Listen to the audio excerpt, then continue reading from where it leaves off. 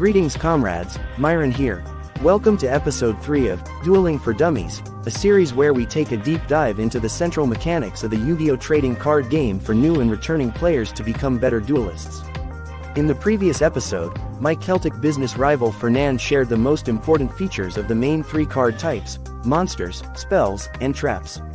Today, we will be going over the structure of a typical turn in a Yu-Gi-Oh! Match, to better understand how games are actually played out.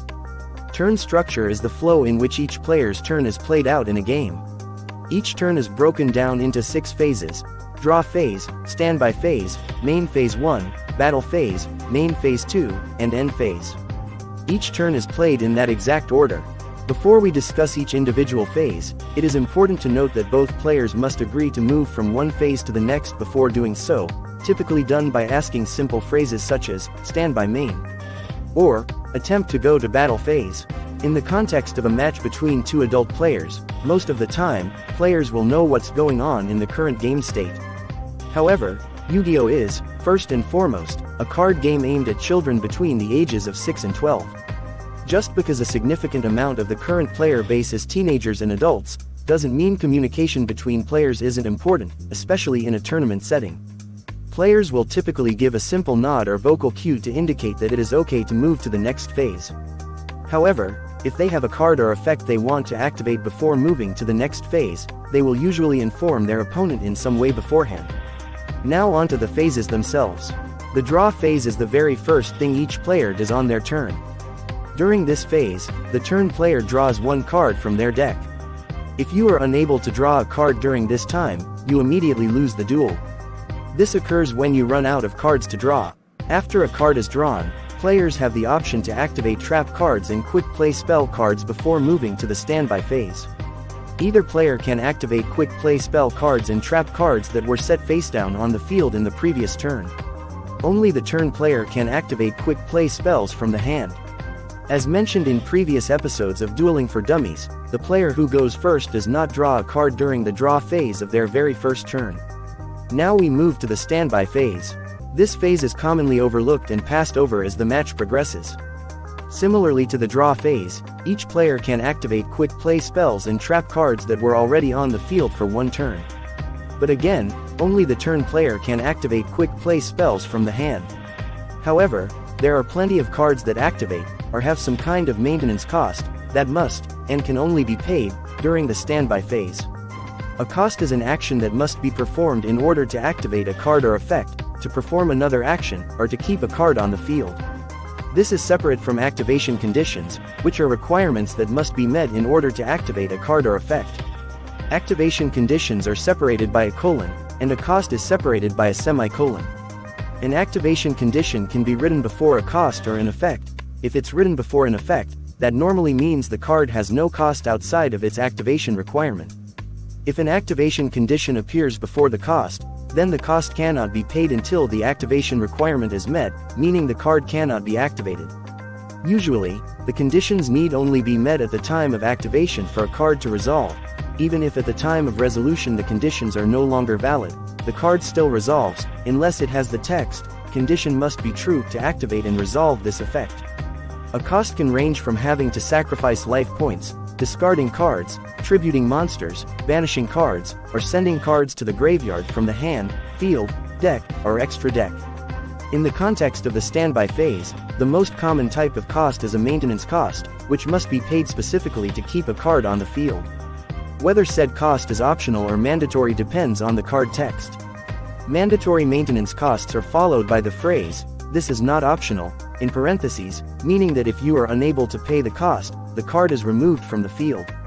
If this phrase is not listed in the card text, the cost is optional, meaning that you don't have to pay the cost if you no longer wish to do so. Now we finally move on to main phase 1. This is where a majority of the player's actions will be taken in order to progress with the game. During main phase 1, players are allowed to 1. Normal summon or set 1 monster.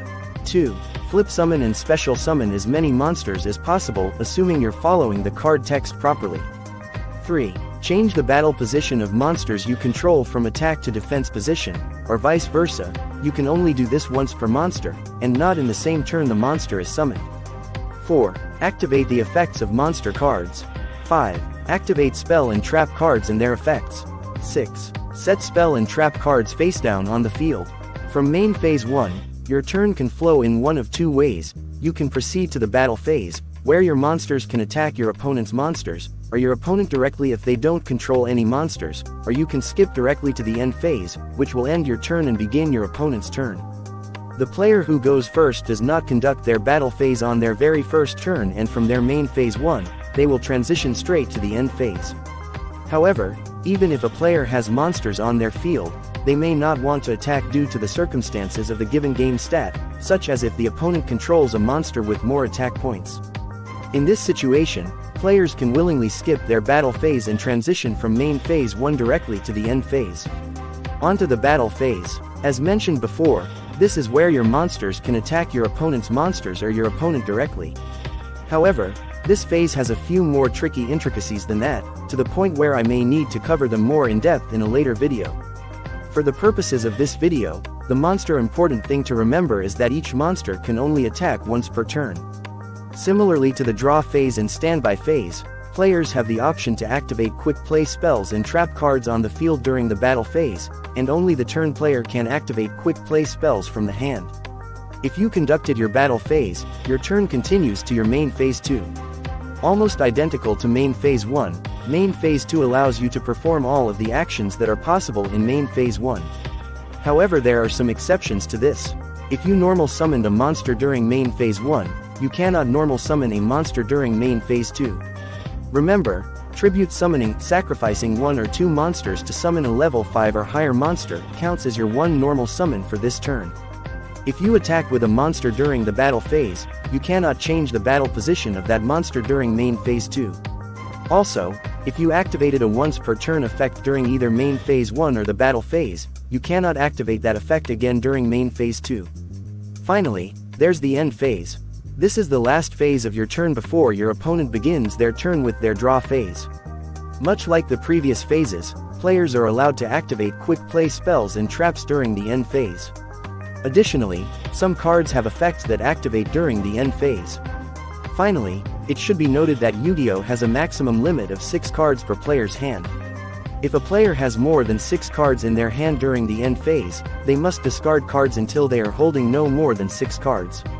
Once everything in the end phase is resolved, your turn ends and the opponent will carry out their turn in the same phase order as you. That's gonna wrap it up for this video. Thank you so much for watching.